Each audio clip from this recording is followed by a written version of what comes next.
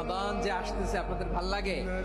রমাদান নাম শুনলেই মুমিন হৃদয়ে বয়ে যায় প্রশান্তির ফল্গু ধারা, ঠিক কিনা? একটা আনন্দ, একটা উচ্ছ্বাস আমাদের হৃদয়ের মধ্যে চলে আসে। রমাদান সাইয়্যিদুশ শুহুর, 12 মাসের মধ্যে সব চাইতে শ্রেষ্ঠতম মাস রমাদান আল মুবারক আসছে।